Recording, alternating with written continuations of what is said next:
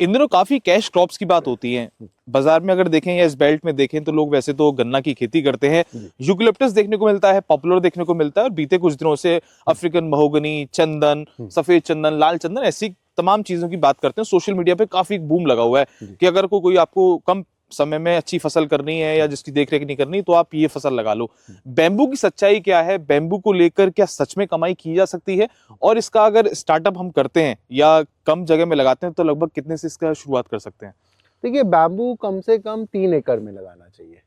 उसके पीछे का लॉजिक ये है क्योंकि इसके अंदर जो फर्स्ट ईयर की जो कॉस्टिंग आती है वो सबसे ज़्यादा आती है। आपको फार्म प्रिपेयर करना होता है, ड्रिप लाइन का होना ज़रूरी है, साथ ही साथ में जो मल्चिंग्स हैं उसको भी यूज़ किया जाता है।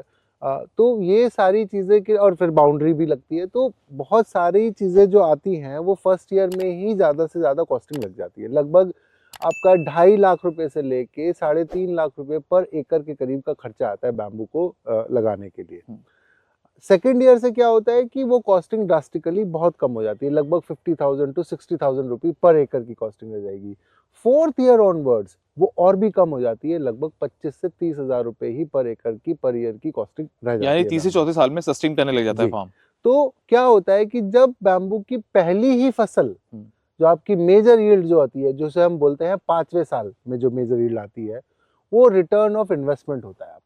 तो उसकी पहली फसल आएगी, जितना पैसा आपने पहले 3-4 साल में इन्वेस्ट किया है वो सारा का सारा क्या होता है आपके पास वापस आ जाता है। अब अगर हम इसको, आपने पूछा कि जो बाकी की फसलें हैं जैसे पॉपुलर है, यूकलिप्टस है, चंदन है, मैं ये नहीं कह रहा कि वो अच्छी फसलें नहीं है, वो भी अच्छी फसलें हैं, लेकिन सबके कुछ ना कुछ प्रोज एंड कॉन्स है। अब जैसे चंदन है, चंदन के लिए आपको देखरेख बहुत ज्यादा चाहिए, साथ ही साथ में उसके लिए सेफ्टी सिक्योरिटी का भी इशू रहता है।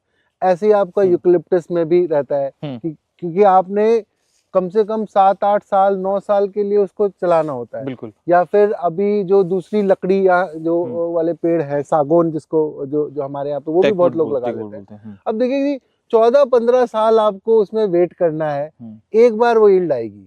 मैं कहता हूँ 14-15 साल में अगर एक रात भी आपकी सिक्योरिटी में कहीं ना कोई कुछ खामी हो गई, ये मैंने बहुत जनरली ऐसा सुना है। मेरे यहाँ पे पास में एक फार्म था, उसमें भी ये हुआ। आस पड़ोस के लोग भी तो नुकसान क्या पहुंचा है देते कि हैं। वो काट के ले जाते हैं। तो बैम्बू में वो सब चीजें नहीं है। प्लस जैसे अभी आपका आया एग्जाम्पल पॉपुलर का, पॉपुलर में क्या है, 4 साल से लेके 5 साल के बीच में एक बार यील्ड आएगी, एक बार कट जाएगा तो दोबारा से आपको फिर से रीग्रो करना है, फिर अगली फसल कब आएगी, फिर 5 साल बाद। बैम्बू के केस में देखिए, अगर हम इसको कंपेयर कर ले तो बैम्बू भी माना कि पहले 5 साल आपको कुछ खासा इनकम नहीं देगा, इट्स ओके, पॉपुलर भी नहीं दे रहा था, लेकिन पॉपुलर जैसे बैम्बू की पहली यील्ड आई, अगले साल से फिर 5वें साल आई, 6ठे साल, 7वें साल, 8वें साल, 9वें साल, 10वें साल, तो जब तक पॉपुलर की दूसरी यील्ड आएगी, बैम्बू उसके कंपैरेटिवली 3 गुना आपको कमा के दे सकता है। बड़ी बात है। और प्लस जितना पुराना होता जाता है बैम्बू, उतना ही एक्सपोनेंशियली ग्रो करता है। मतलब कि जो आप पहले 10 साल 15 साल में जो कमाई देखेंगे बैम्बू के एक पेड़ की, अगर उसके अगले 15 साल को उस पहले 15 साल से कंपेयर करेंगे तो वो कम से कम 2.5 से 3 गुना तक बढ़ जाता है। बहुत बढ़िया। वो मैसिवली ग्रो करने लगता है, साइज बड़ा आता है, बहुत ही बड़े ज्यादा नंबर ऑफ शूट्स भी निकल आते हैं। बहुत ही अच्छी लॉन्ग टर्म कमाई के अगर बारे में आप सोच रहे हैं, मेंटेनेंस फ्री के बारे में सोच रहे हैं, कोई मेंटेनेंस के लिए इसके ज्यादा कुछ उसमें कुछ देखरेख भी नहीं होती है इसके केस में।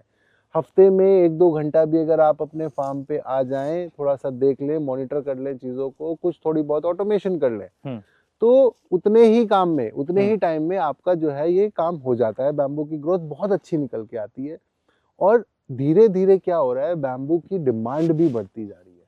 पॉपुलर क्या है, पॉपुलर केवल एक इंडस्ट्री या यूकलिप्टस एक इंडस्ट्री को कैटर करेगा, बैम्बू मल्टीपल इंडस्ट्रीज को कैटर करता है। एनर्जी सेक्टर में चला जाएगा, टिम्बर में चला जाएगा, फर्टिलाइजर्स में जाता है, टेक्सटाइल में चला जाता है, राइट, फर्नीचर इंडस्ट्री को जाता है। तो मल्टीपल इंडस्ट्रीज में मार्केट वास्ट है।